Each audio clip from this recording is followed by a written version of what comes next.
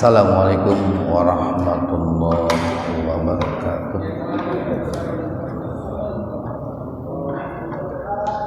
Innal hamdalillah nahmaduhu wa nasta'inuhu wa nastaghfiruh wa na'udzu billahi min syururi anfusina wa sayyiati a'malina. May yahdihillahu fala mudhillalah wa may yudlilhu fala hadiyalah. Asyhadu an la ilaha illallah wahdahu la syarikalah wa asyhadu anna Muhammadan abduhu wa rasuluh, amma ba'd. Hadirin ikhwatu iman, jemaah Majelis Tafsir Illin, mudah-mudahan senantiasa mendapatkan maghfirah dan hidayah Allah Subhanahu wa taala. Kajian tafsir pada kesempatan subuh kali ini membahas surat Ali Imran ayat 31 halaman 45. Ali Imran ayat 31. Kita bahas ilmu sorofnya dulu. Kul fi'il amr, amr perintah. Qala yaqulu kul.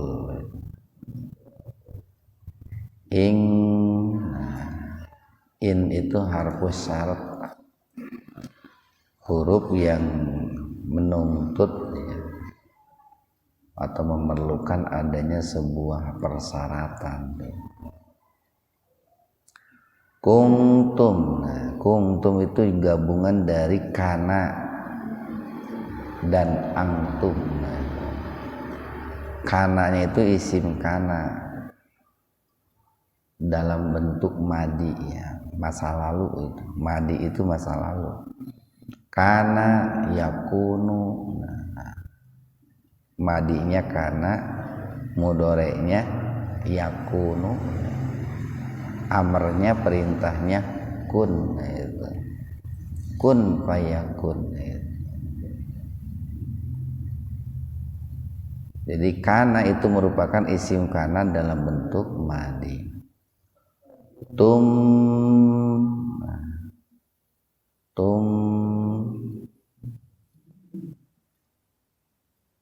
Tum itu merupakan domir, angtum,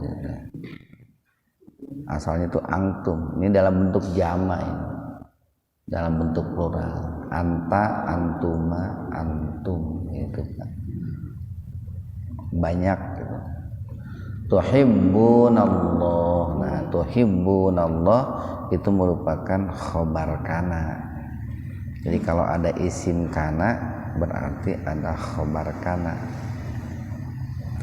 Nah, tuhibbuna ini posisinya sebagai mudhari, ya, fiil mudhari. Fiil mudhari itu kata kerja yang menunjukkan sekarang dan akan datang. Makanya sering dimaknai lil istimrar. Jadi perlunya ada kesinambungan, ya, kontinuitas terus menerus. Allah ini sebagai maf'ul, objek maf'ul itu. Makanya harokat haknya di fathah. Nah, jadi cirinya maf'ul yang paling mudah itu harokat akhirnya memakai fathah. Jadi enggak tuhibbunallahu atau tuhibbunallahi, tapi tuhibbunallaha, itu maf'ul. Fattabi'uni. Nah, di sini ada fa, maka. Jadi kalau in itu jika, kalau ada jika biasanya ada maka, atau kalau ada kalau itu biasanya ada maka. Jika kamu lapar maka, nah, kamu harus makan. Jika kamu sakit maka kamu harus berobat. Itu ada maka kalau jika itu. Nah makanya fattabi'uni itu merupakan jawab syarat itu. Jadi innya merupakan huruf syarat, fattabi'uni merupakan jawab syarat. Dan ini merupakan amar, Pak, perintah ya. Fi'il amr itu. Ittaba'a yattabi'u ittiba'an gitu. Muttabi, muttaba, ittiba gitu. Nih di sini ada wawunya nih. Setelah ain ada wawu. Fattabi'u. Nah itu menunjukkan plural jamak. Yang disuruhnya itu bukan sendiri tapi banyak. Makanya ada wawu itu. Fattabi'u. Gitu kan. Yuhbibkum. Nah, yuhbibkum. Ini merupakan jawab tolab. Jawaban dari sebuah perintah. Perintahnya mana? Tadi kan fattabi'uni, itu perintahnya. Jawabannya yuhbibkum. Nah, itu. Yuhbibkum merupakan jawaban dari sebuah perintah. Dan ini merupakan fi'il mudhari nih, Pak. Yuhbib itu fi'il mudhari. Nah, di sini kata Allahnya dalam bentuk ropa ya. Ciri ropanya itu domah. Tadi kan Allaha, sekarang Allahu. Kenapa Allahu? Karena Allah di sini sebagai fa'il, sebagai subjek. Kalau yang tadi Allaha itu sebagai maf'ul, sebagai objek. Nah, wawunya itu wawu atop ya. Huruf sambung. Yaghfir, yaghfir sama dengan yuhbib itu.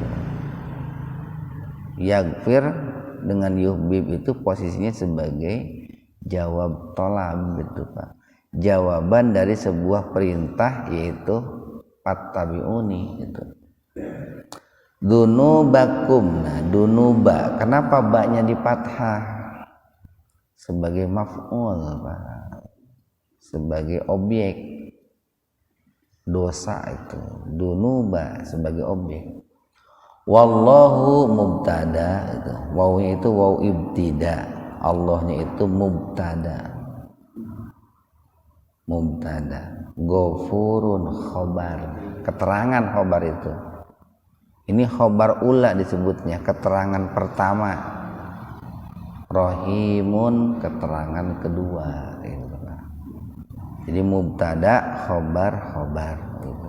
Itu sekilas saja tentang ilmu nahwu sharafnya begitu. Ikhwanu fiddin arsadakumullah. Ayat ini cukup populer di kalangan kita umat Islam.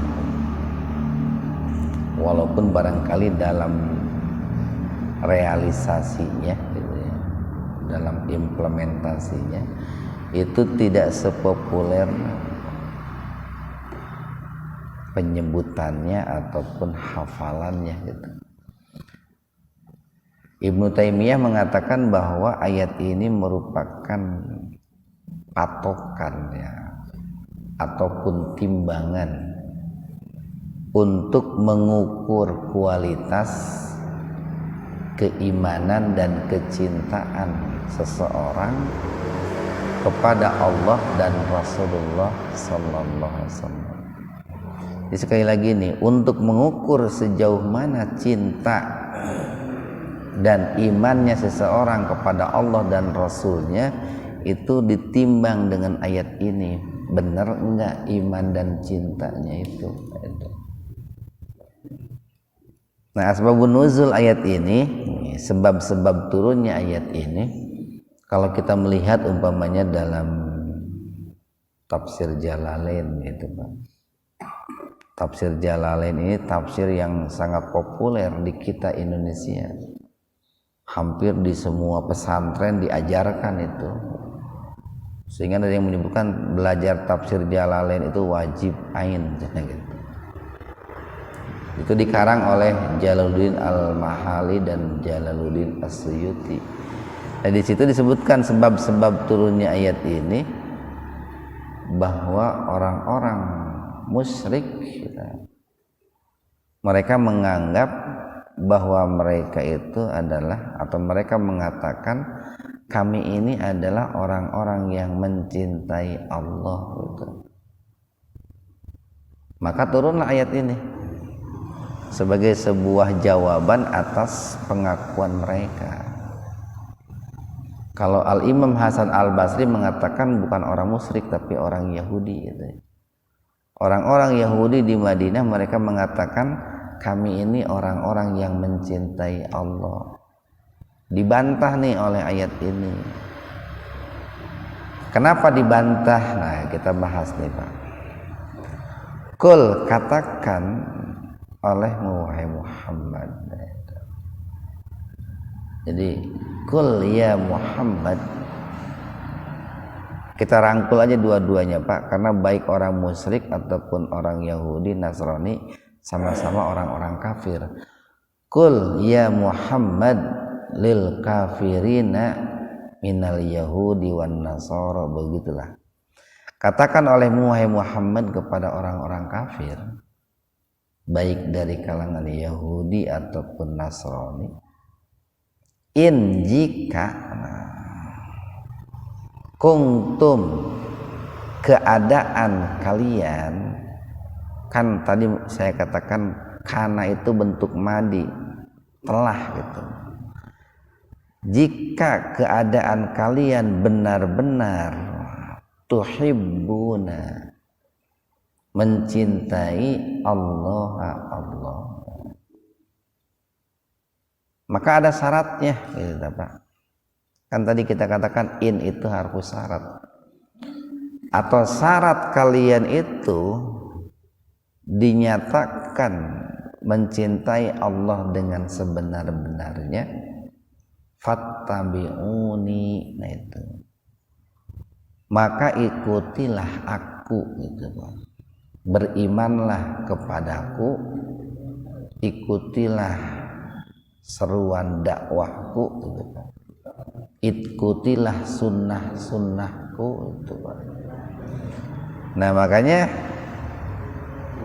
kalau tadi Imam Ibnu Taimiyah mengatakan ayat ini merupakan timbangan untuk mengukur keimanan dan kecintaan seseorang benar dan tidaknya kepada Allah, lihat saja sejauh mana dia loyalitasnya terhadap Rasulullah Sallallahu Alaihi Wasallam. Orang Yahudi mengatakan kami mencintai Allah, beriman kepada Allah. Orang Nasrani mengatakan kami beriman dan mencintai Allah. Orang-orang musyrik pun sama, kami beriman dan mencintai Allah. Banyak juga orang-orang yang mengaku Islam, kami beriman dan mencintai Allah. Nah, untuk mengukur betul dan tidaknya, lihat saja ittiba'nya kepada Rasulullah Sallallahu Alaihi Wasallam. Orang Yahudi kan kenyataannya tidak mencintai Rasulullah. Orang Nasrani pun memusuhi Rasulullah kan?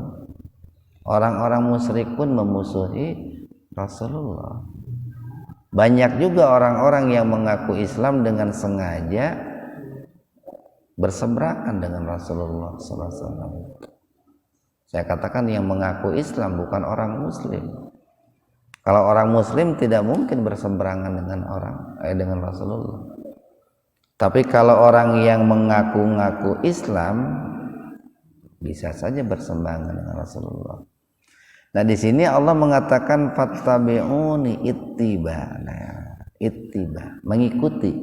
Itu menunjukkan kenapa menggunakan kata ittiba.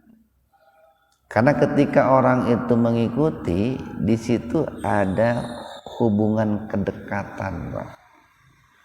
Ada hubungan emosional yang sangat dekat. Ya, jadi fattabi'uni yang ini maknanya luas nih. Fattabi'uni itu pertama mengikuti Al-Quran yang saya sampaikan, nah gitu Pak, yang saya bawa. Yang kedua, fattabi'uni itu mengikuti sunnah-sunnah yang saya contohkan, yang saya ajarkan, kan gitu.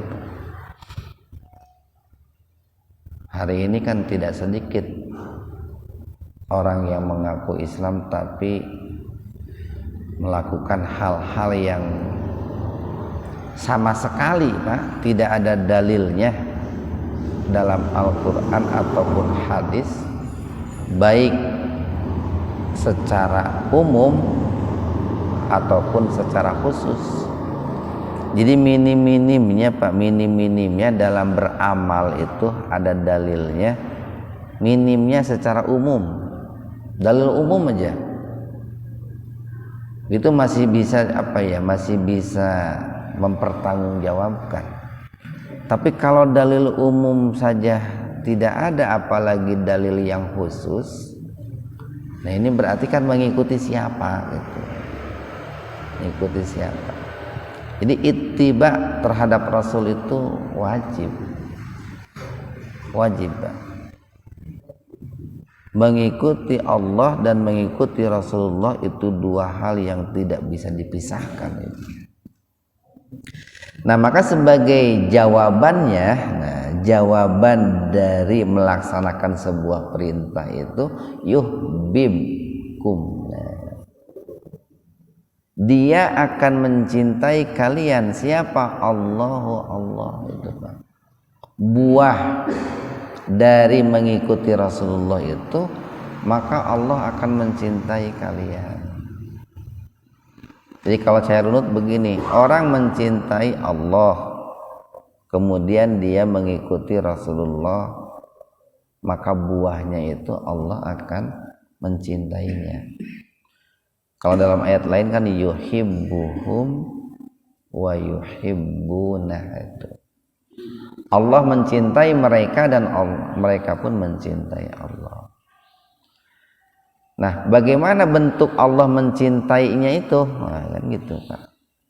Bentuk Allah mencintai orang yang mencintai Allah dan mengikuti Rasulullah itu, pertama Allah berikan nikmat, nikmat iman, nikmat Islam, nikmat hidayah itu.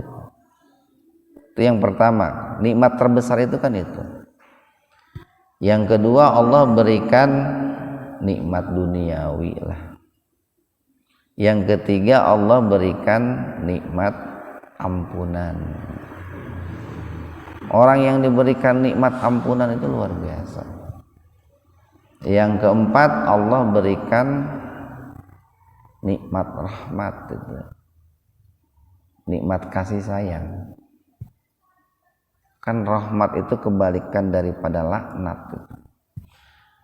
Banyak, termasuk nikmat Allah berikan ini, kesenangan, ketertarikan di dalam menjalankan ketaatan kepada Allah. Kan tidak semua orang itu nikmat, Pak. Tidak semua orang itu nikmat ketika melaksanakan sholat.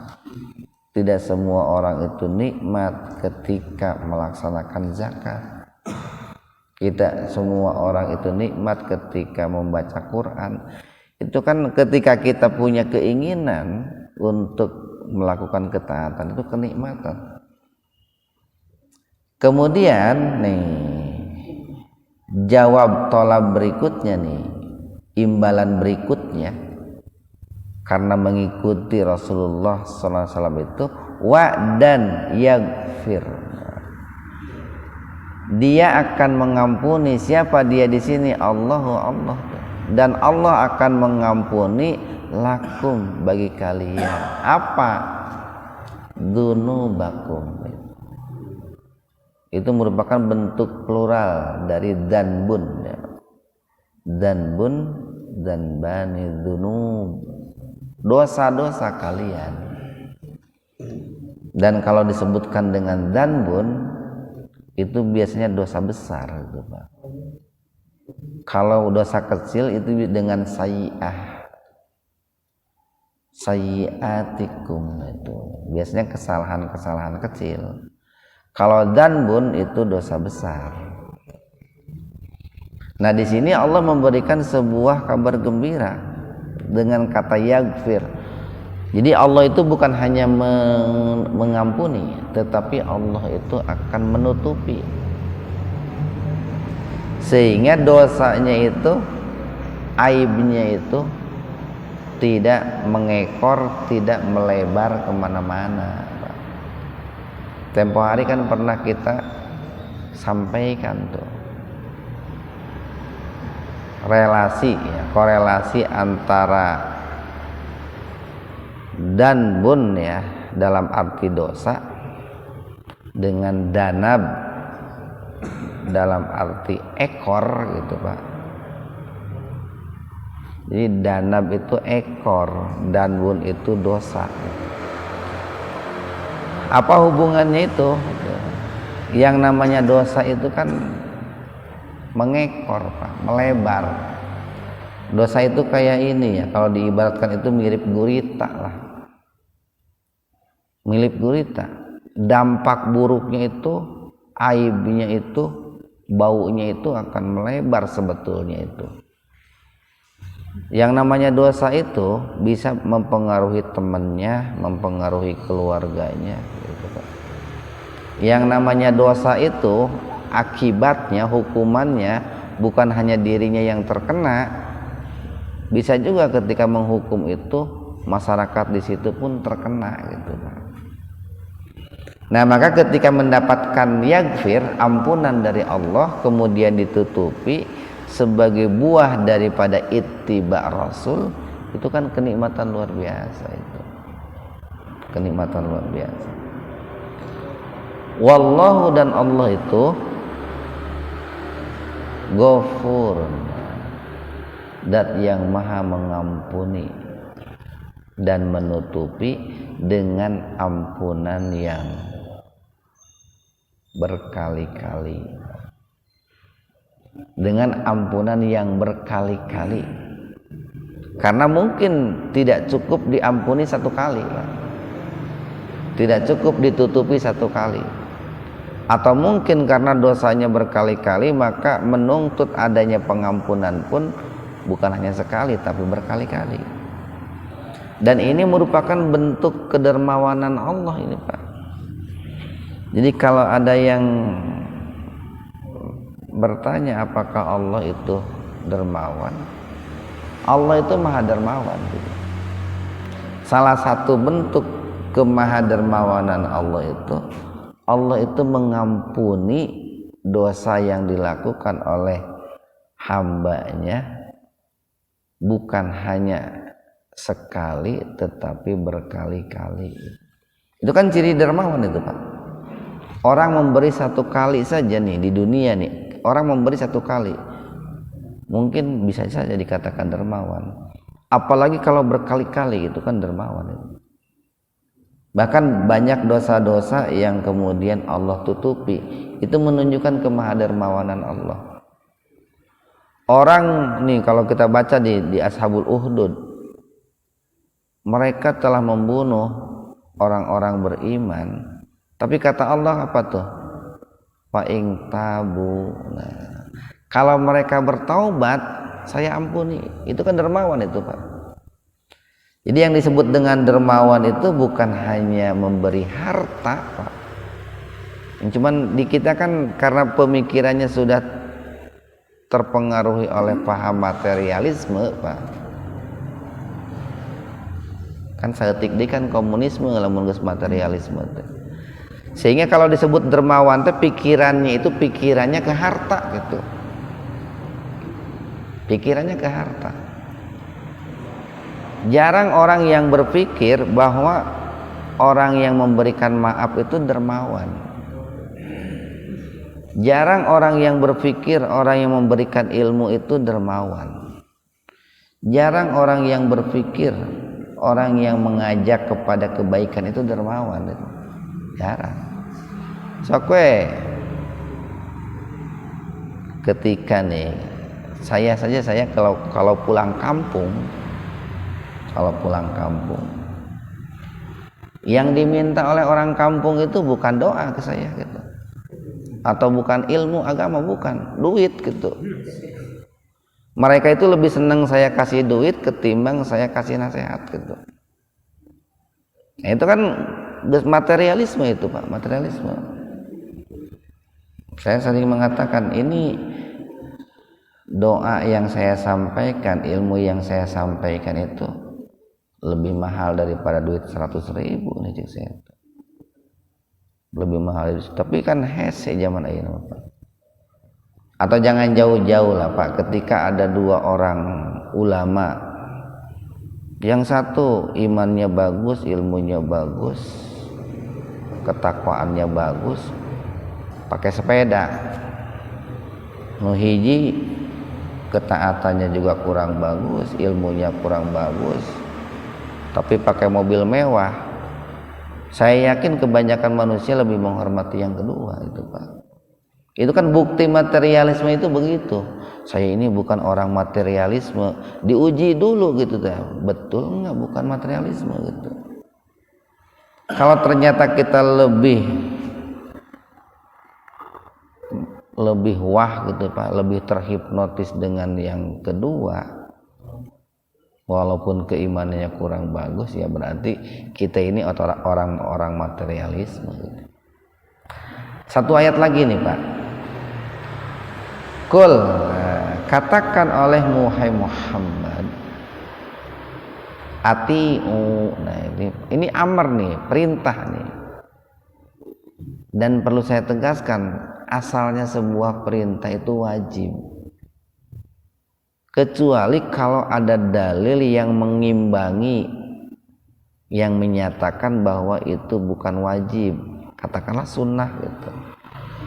Nah, ini nggak ada yang mengimbangi nih Pak, perintah ini nggak ada yang mengimbangi atau tidak ada yang menetralkan, maka kembali kepada hukum asal, itu wajib. Ati'u, taatlah kalian, atau wajib kalian itu melakukan ketaatan kepada siapa? Allah. Jadi di sini kata kerjanya ati'u atau a, kemudian fa'ilnya itu ada wawu itu Pak, ada wawu.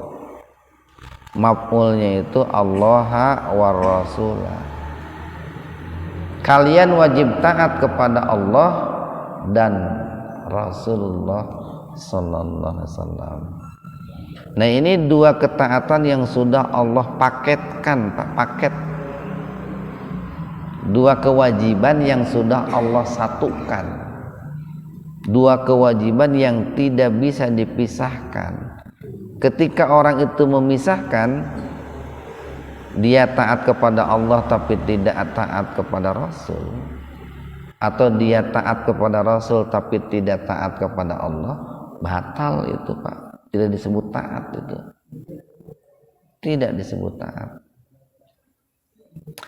Nah, bagaimana cirinya kita? Cirinya orang yang taat kepada Allah dan Rasul, yang kemudian itu akan menjadi ciri orang yang mencintai Allah dan Rasul. Satu nih Pak, cirinya itu dia itu menjadikan Allah dan Rasulullah itu, atau dia sangat rindu lah. Ciri orang cinta itu kan rindu Pak. Dia sangat rindu, kemudian bercita-cita untuk bertemu dengan Allah dan Rasul. Cita-cita besarnya itu ingin bertemu Allah, ingin bertemu Rasulullah. Yang kedua nih, ciri orang yang mencintai Rasulullah dan mencintai Allah itu, dia akan mencintai apa yang dicintai Allah dan Rasulnya. Sebaliknya, dia akan membenci apa yang dibenci Allah dan Rasulnya. Banyak orang yang mengatakan saya cinta Allah dan Rasul, tapi mencintai juga apa yang dibenci oleh Allah dan Rasul. Kan nggak mungkin Pak, dalam Al-Quran dikatakan tidak mungkin dalam hati itu berkumpul dua sifat. Umpamanya begini, orang mengatakan cinta kepada Allah, tapi dia tidak membenci apa yang dibenci oleh Allah, itu tidak mungkin. Kalau orang mencintai Allah dan Rasul, pasti akan membenci apa yang dibenci oleh Allah dan Rasul. Konsekuensinya begitu Pak. Orang mengatakan cinta kepada Allah dan Rasul, tapi cinta kepada dugem, ya nggak mungkin itu Pak, nggak mungkin. Yang ketiga, dia itu akan mencintai apa ya, siapa. Kalau tadi apa, yang kedua apa. Yang ketiga, orang yang mencintai Allah dan Rasul itu dia akan mencintai siapa yang Allah cintai dan Rasulullah cintai, sekaligus akan membenci siapa yang Allah benci dan siapa yang Rasulullah benci.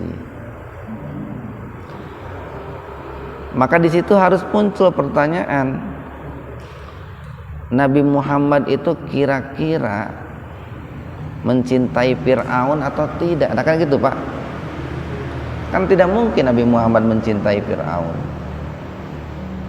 tidak mungkin juga Nabi Muhammad itu mencintai Abu Jahal kan itu. Tidak mungkin juga Nabi Muhammad mencintai Namrud, itu kan tidak mungkin. Kenapa? Karena Allah pun tidak mencintai gitu. Maka orang-orang yang mengatakan cinta kepada Allah dan Rasulnya harus mencintai, wajib mencintai apa yang dicintai Allah dan Rasul, dan membenci apa yang dibenci Allah dan Rasul. Sekarang gerak, kan Nabi mengatakan al ulama'u warasatul anbiya. Para ulama itu pewarisku, lamun dibahasakan. Para ulama itu kan pewaris para nabi. Kalau Nabi yang mengatakan pewaris saya itu adalah para ulama, otomatis kan ulama itu orang yang dicintai oleh Rasulullah, dalam arti ulama yang sebenarnya ulama. Tapi kan tidak sedikit orang-orang yang membenci para ulama. Nabi itu, Nabi Rasulullah itu sangat mencintai kota Mekah Pak, itu sangat mencintai kota Mekah. Kan itu kota kelahirannya, disitulah keluarganya kan. Bahkan Nabi itu rindu sekali kan, setelah di Madinah itu rindu sekali ingin berkunjung ke Mekah. Tapi hari ini kan banyak orang itu yang membenci kota yang dibenci oleh Rasulullah itu. Kan aneh ya. Orang ngaku Islam, mencintai Allah, mencintai Rasulullah, sementara dia membenci suatu kota yang dicintai oleh Allah dan Rasulullah. Nah itu, makanya tadi Imam Ibnu Taimiyah itu mengatakan dua ayat ini merupakan timbangan untuk mengukur benar dan tidaknya atau sejauh mana keimanan dan kecintaan seseorang kepada Allah.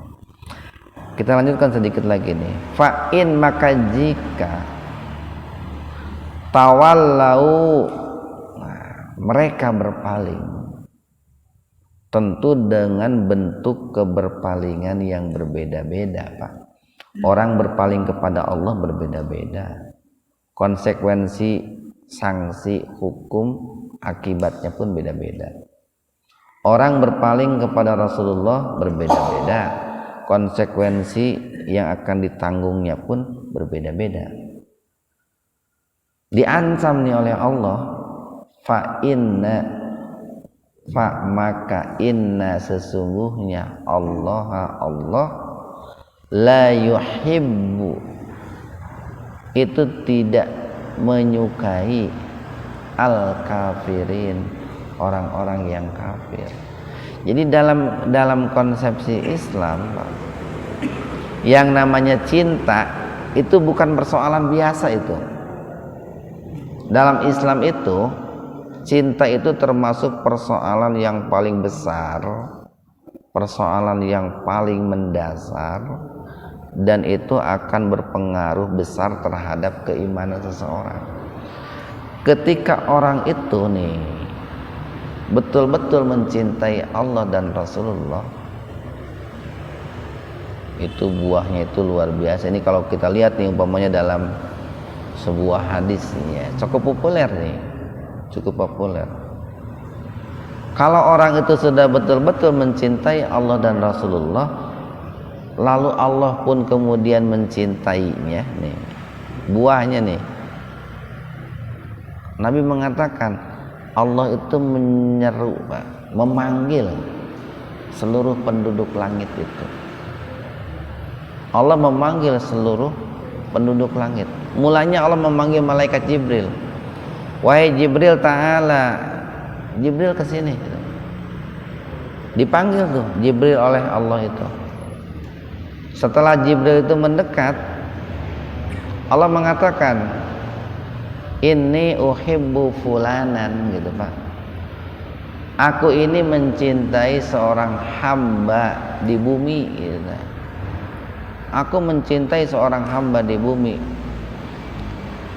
Namanya si ini, alamatnya si ini, dia itu jamaah Masjid Muhajirin umpamanya. Disebut itu namanya Pak, disebut. Dijelaskan oleh para ulama itu disebut namanya itu. Kan luar biasa.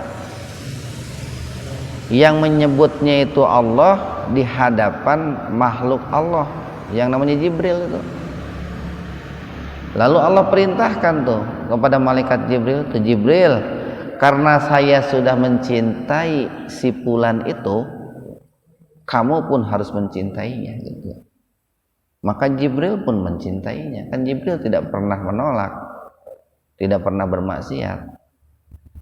Kemudian Jibril itu Pak menyeru seluruh malaikat yang ada di langit itu. Dari berbagai kalangan malaikat diseru itu. Jibril mengatakan, tadi saya dipanggil oleh Allah, kemudian Allah sudah menyatakan cinta terhadap seorang hamba di bumi, namanya ini. Aku pun telah mencintainya, maka kalian pun para malaikat harus mencintainya. Nah, makanya tadi saya katakan urusan cinta dalam Islam itu bukan main-main itu. Nah, makanya kita harus menempatkan posisi cinta ini, harus ditanamkan nih Pak kepada generasi penerus itu. Yang pertama itu cinta Rasul.